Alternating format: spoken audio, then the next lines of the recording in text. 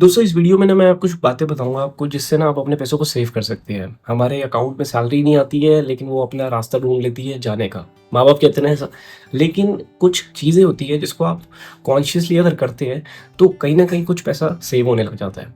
Number 1, automate investment sorry.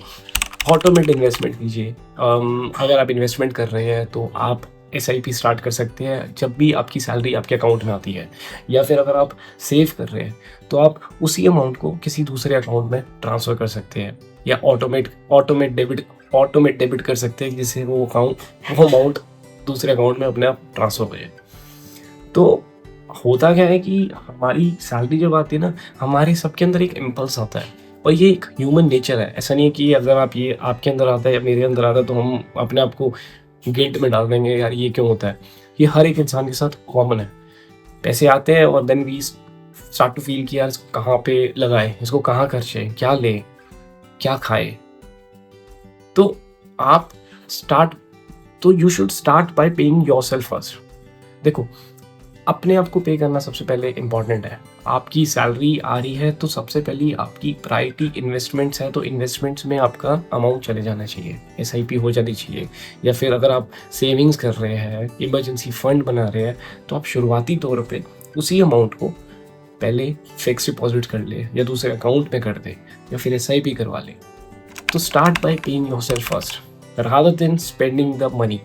Spend कीजिए, जो लेना है लीजिए, कोई फर्क नहीं पड़ता, लेकिन start by paying yourself first. सबसे पहली चीज, सैलरी आते ही उस प्रायोरिटी को फुलफिल कीजिए।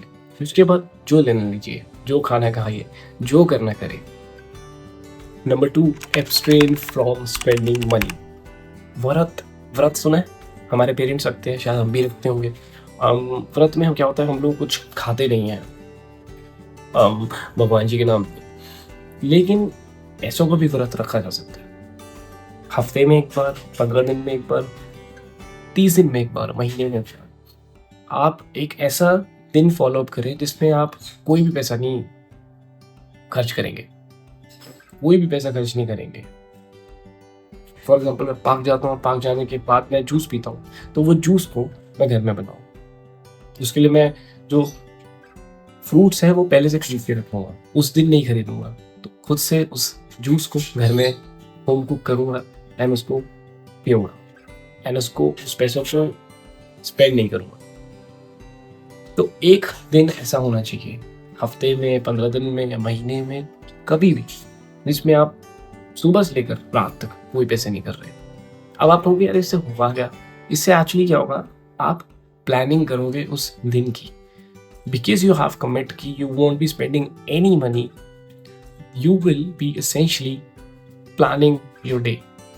You will be planning कि आप उस चीज़ को compensate कैसे करेंगे, कि उस चीज़ को करेंगे लेकिन बिना पैसे स्पेंड करे कैसे करेंगे। तो महीने में या 15 दिन में या हफ्ते में एक दिन ऐसा ज़रूर बनाएं जब आप कोई भी पैसा ना खर्च करें। ये मैं भी नहीं करता वैसे तो, लेकिन इसको मैं डेफिनेटली करूँगा और अपना जो भी एक्सपीरियंस होगा अगली कुछ वीडियोस में आप लोगों के साथ शेयर करूँगा। Number 3, start using cash instead of UPI. अब ये बातें सुन के ना मुझे लग रहा है कि जो आरबीआई वाले ना वो मेरे पीछे भागने वाले हैं डंडा लेके, क्योंकि वर्ल्ड एक ऐसे लेवल पे है, वर्ल्ड नहीं, इंडिया एक ऐसे लेवल पे है जिस लेवल पे हम काफ़ी हद तक कैशलेस हो गए हैं। हम काफ़ी हद तक यूपीआई को यूज़ करना शुरू करे हैं, और सिर्फ एक मिडिल क्लास या अपर क्लास लोगों नहीं, बल्कि हमारे देश के हर छोटे बड़े लोग आज की डेट में यूपीआई में शिफ्ट कर गए हैं। और वहाँ पे सडनली मेरे ऐसा बंदा आके कोई बोलेगा कि यार यूपीआई यूज़ करना बंद कर दो, तो भाई गालियाँ तो पड़ेगी। लेकिन मेरे कहने का मतलब ये नहीं है कि आप यूपीआई को बिल्कुल बंद कर दीजिए, बल्कि ये है कि मैंने देखा है, that's what I have observed, कि जब से मैंने यूपीआई स्टार्ट किए हैं यूज़ करना, मैं आई थिंक ज़्यादा स्पेंड करता हूँ बजाय इसके जब मेरे पास कैश हुआ करता था। पर आप बताओ कि आप इससे रिलेट कर पा रहे हैं कि नहीं? क्योंकि अब इट्स लाइक आपने स्कैन किया, इट्स लाइक आप किसी शॉप पे गए, आपने स्कैन किया, आपने अमाउंट डाला एंड देन आपने यूपीआई पिन डाला और आपने पे कर दिया। एंड बिकॉज ऑफ दैट मैं बहुत ज़्यादा स्पेंड कर रहा हूँ और कॉन्शियसली नहीं स्पेंड कर रहा हूँ। तो इसका मतलब ये नहीं है कि आप पूरी तरीके से अपने पास कैश कैरी करना शुरू कर देंगे, बल्कि इसका मतलब ये है कि आप काफ़ी हद तक अपने पास कैश रखा करेंगे। और जब भी कोई बड़ी चीज़ लेनी है या कभी कोई एक के बाद एक खर्चे आपने करने हैं, तो उस टाइम पे आप कैश से भी करेंगे, so that you can understand consciously that you are paying on that thing which you want to buy. एक सिंपल सी बात है कि जब आप कोई चीज़ को यूपीआई से खरीदते हैं और जब किसी को एक फिजिकल कैश दे के खरीदते हैं, तो जब फिजिकल कैश आपके हाथों से जा रहा होता है तो एक तकलीफ सी होती है कि यार पैसे लग गए उसमें। और वहीं यूपीआई में there is no tangible money which you see, and because of that you end of spending lot of money. तो आप थोड़ा सा कैश अपने पास कैरी करें। इसका मतलब ये नहीं है कि कंप्लीटली कैश कैरी करें और यूपीआई को बंद कर दीजिए, बल्कि इसका मतलब ये है कि कुछ हद तक कैश भी अपने पास रखें, so that you can consciously understand where you are spending your money. Number 4, try 30 days rule and 48 hours rule. क्या होते हैं ये रूल्स? देखो, जब भी कोई बड़ी चीज़ लेनी है ना, जैसे कि होम अप्लायंस लेना है, माइक्रोवेव लेना है, वॉशिंग मशीन लेनी है, स्मार्टफोन लेना है, नया लैपटॉप लेना है, उस टाइम पे ना अपने आप को एटलीस्ट 30 डेज का टाइम दे दीजिए। 30 दिन वेट कर लीजिए। मुझे पता है बहुत मुश्किल है करना, लेकिन कुछ भी लेने से पहले 30 दिन की तरफ वेट कीजिए। और 30 दिन बाद अगर आपको लगता है कि वो चीज़ को मेरे को जेन्युइनली लेना है, तो आप उस चीज़ को खरीद लीजिए, कोई प्रॉब्लम नहीं है। लेकिन इम्पल्सिवली कोई चीज़ को नहीं खरीदना। अपने आप को एक टाइम देना है, एक निर्धारित टाइम देना, दैट इज 30 डेज। और 30 डेज के बाद आपको जो लेना है ले लीजिए। तो ये है 30 डेज रूल। लेकिन कंडीशन क्या अप्लाई है? बड़ी चीज़ों के लिए, सिर्फ और सिर्फ बड़ी चीज़ों के लिए। ये नहीं कि आपको कुछ खाना है तो आप 30 दिन के लिए वेट कर रहे हैं। ये रूल छोटी चीज़ों में अप्लाई नहीं होता है कि आपको पिज़्ज़ा खाना है या बर्गर खाना है तो आप 30 दिन के लिए वेट कर रहे हैं and then you are actually having that burger. ये है रूल छोटी चीज़ों के लिए। ये रूल है बड़ी चीज़ों के लिए। जो भी बड़ी चीज़ें, बड़ी स्पेंडिंग आपको करनी है, तो उसके लिए आप एटलीस्ट 30 दिन वेट करेंगे। और 30 दिन बाद अगर आपको लगता है कि सही है तो आप लेंगे। अगर आपके अंदर से जवाब आता है नहीं, तो आप उस चीज़ को नहीं करेंगे। फिर आता है 48 आवर रूल। 48 आवर रूल इसका एग्जैक्ट ऑपोजिट है। वो होता है कि जो छोटी मोटी चीज़ें आपको करनी है, कुछ खाना है, कुछ पीना है, कहीं पे जाना है, जो भी छोटी स्पेंडिंग है आपकी, उसके लिए आप एटलीस्ट 48 आवर्स वेट करेंगे। इससे क्या होगा? 48 आवर्स एक ठीक ठाक टाइम होता है, 2 दिन का टाइम होता है।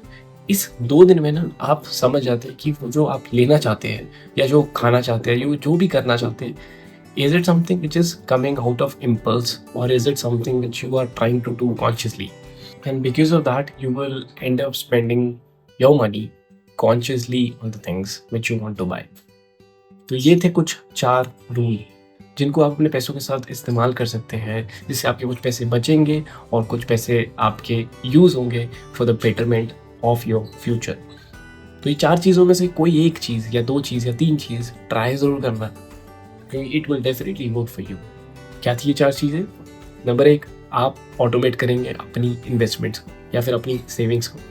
नंबर 2, आप व्रत रखेंगे महीने में एक बार या 15 दिन में एक बार या हफ्ते में एक बार, जिसमें आप कोई भी पैसा नहीं इन्वेस्ट करें, जिसमें आप कोई भी पैसा खर्च नहीं करेंगे, जिसकी वजह से आप प्लानिंग करेंगे उस दिन को लेकर के, सो that you don't spend any money. Number 3, आप कैश कैरी करेंगे।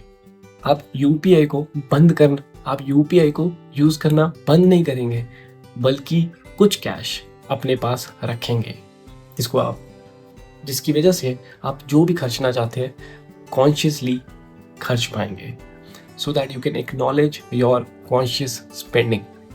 और नंबर 4, आप कोई भी बड़ी चीज़ लेंगे तो आप कम से कम भी 30 दिन वेट करेंगे, और अगर छोटी चीज़ लेंगे तो एटलीस्ट 48 आवर्स यानी 2 दिन वेट करेंगे उसको लेने से पहले, सो that you don't buy it in a whole impulse that you're having at that point of time.